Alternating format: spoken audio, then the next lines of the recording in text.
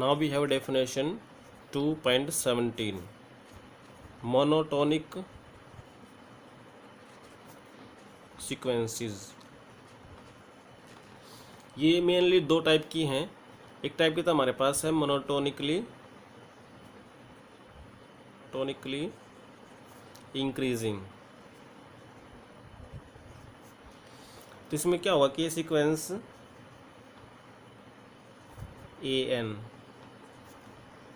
is said to be monotonically increasing if AN plus 1 is greater than equal to AN। यानी जो next term आई वो पहले वाले term से बड़ी ही होगी, बराबर हो सकती है, यानी छोटी नहीं होगी, तो उसको मोनोटोनिकली इंक्रीजिंग कहेंगे for all n belongs to n। Example देखिए, जैसे हमने एक सीक्वेंस ले ली, मान लीजिए 1 5 फिर 7 फिर 9 फिर 10 फिर 10 फिर 11 फिर 12। तो आप देखेंगे जो सीक्वेंस है इसमें वैल्यूज़ है ना इसकी बढ़ती जा रही हैं, कम नहीं हो रही हैं। कहीं पर भी 10 के बाद वापस से 9 पॉइंट समथिंग नहीं आया, 10 के बाद 10 आया, 11 आया है, 12 आया है। अब सिमिलरली हमारे पास मोनोटोनिकली डिक्रीजिंग हो सकता है।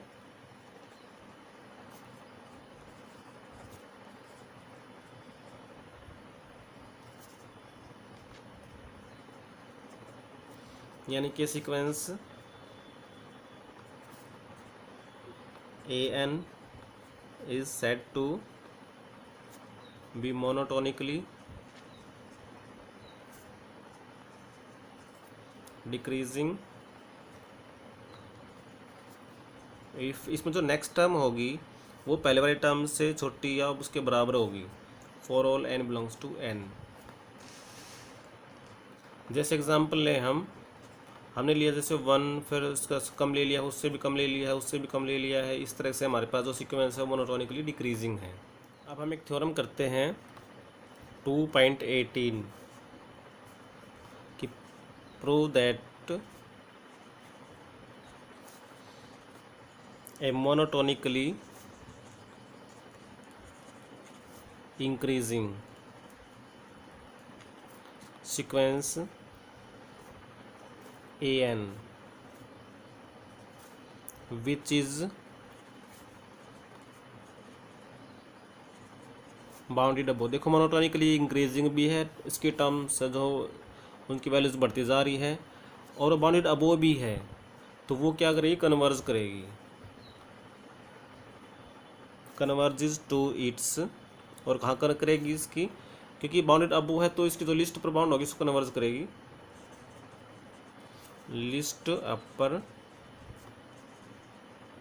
बाउंड, यानी कि सुप्रीमम को वो कन्वर्ज करेगी।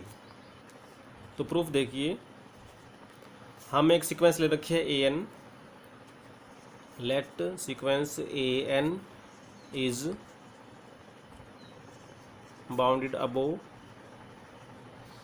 तो therefore if S be the range of AN then, तो जो S होगा, S में हमारे पास एलिमेंट्स आएंगे A1 A2 A3 and so on. तो ये साइड भी हमारे पास क्या हो जाएगा, इज बाउंडेड अबोव। तो देखिए जो S सेट हमारे पास आ गया, ये नॉन एम्प्टी और बाउंडेड अबोव हो गया। और हमने कंप्लीटनेस प्रॉपर्टी पढ़ी थी, therefore by completeness property of रियल्स क्या पढ़ी थी, अगर कोई सेट नॉन एम्प्टी और बाउंडेड अबोव है तो उसकी लिस्ट पर बाउंड एग्जिस्ट करती है। The set S has LUB, list पर बाउंड, यानी कि सुप्रीमम। तो हम मान लेते हैं, लेट U मान लिया हमने, least upper bound of S। तो हमें शो क्या करना है, then we have to show that जो सीक्वेंस है AN वो कन्वर्ज कर रही है U को। तो ये प्रूव करने के लिए हम एप्सिलॉन लेके चलते हैं। Let epsilon positive be arbitrary. अब सिंस जो u है वो लिस्ट अपर बाउंड है ऑफ s, तो अगर हम u में से एप्सिलॉन घटा देंगे तो क्या होगा, ये अपर बाउंड नहीं रहेगी, is not an upper bound of s। तो इसका मतलब क्या होगा, देयरफॉर u माइनस एप्सिलॉन छोटा रह जाएगा किसी न किसी am से, यानी कोई ना कोई ऐसा हमारे पास एलिमेंट होगा am s में जो इससे बड़ा होगा, क्योंकि अपर बाउंड नहीं है for some m in n। लेकिन हमें दे रखा है सीक्वेंस मोनोटोनिकली इंक्रीजिंग है, but sequence an is monotonically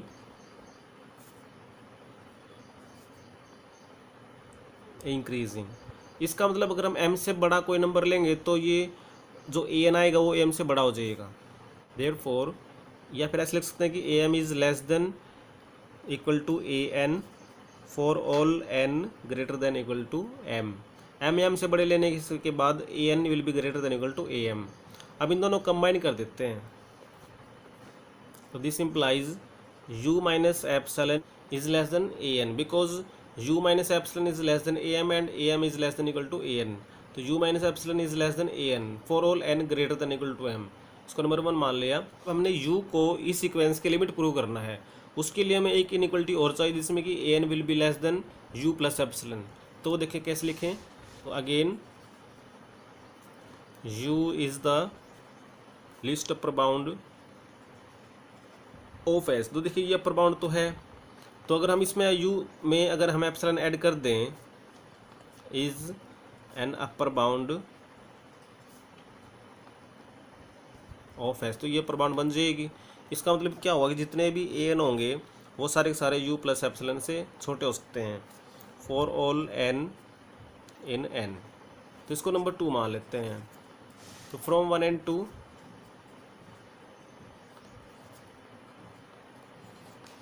इन दोनों कंबाइन करें तो हमारे पास क्या आएगा, u माइनस में epsilon is less than an and less than u plus में epsilon for all n greater than equal to m। Because इन दोनों में से एक पे कंडीशन है दूसरे पे कंडीशन नहीं है, तो वो कंडीशन तो चलेगी। अब दिस इम्प्लाइज इसमें से तीनों में से u माइनस कर देंगे, तो an माइनस में u is less than epsilon and greater than minus epsilon for all n greater than equal to m। तो दिस शोज दैट कि sequence an converges to u, that is की least upper bound of s। तो हमने prove कर दिया कि वो जो सीक्वेंस है वो अपने लिस्ट अपर बाउंड को कन्वर्ज करेगी। ऐसी थ्योरम हमारे पास मोनोटोनिकली डिक्रीजिंग सीक्वेंस के लिए हो सकती है। नाउ वी हैव थ्योरम 2.19 कि every monotonically increasing sequence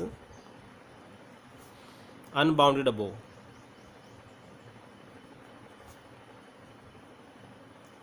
diverges to infinity. तो इसमें ये दिखाना चाह रहा है कि जो मोनोटोनिकली इंक्रीजिंग सीक्वेंस है और अनबाउंडेड अबोव है यानी बाउंडेड नहीं है, तो वो डाइवर्ज करेगी इन्फिनिटी को। तो उसका प्रूफ बड़ा ही सिंपल है, हम ये ले लेते हैं कि let sequence an is a monotonically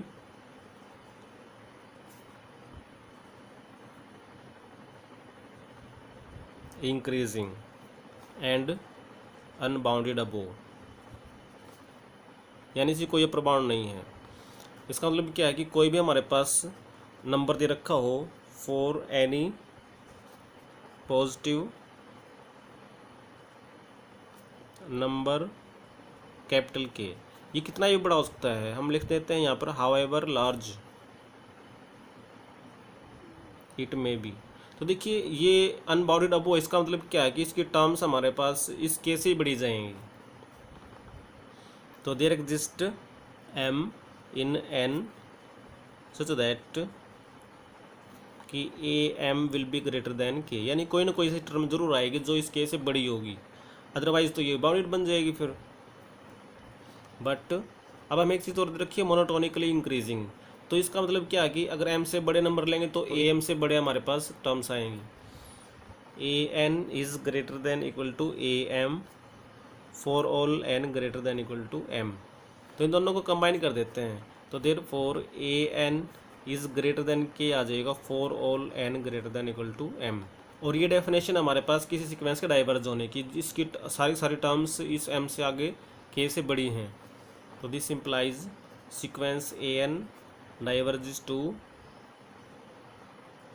plus infinity. तो देखिए हमने दो थ्योरम की, एक में तो किया जो मोनोटोनिकली इंक्रीजिंग है और अगर वो बाउंडेड अबो है तो वो कन्वर्ज करेगी, और लेकिन अगर अनबाउंडेड अबो है तो वो डाइवर्ज करेगी। तो इसका मतलब क्या है कि जो मोनोटोनिकली सीक्वेंस होती है वो ऑसिलेटरी नहीं होती, वो या तो कन्वर्जेंट होती है या फिर डाइवर्जेंट होती है।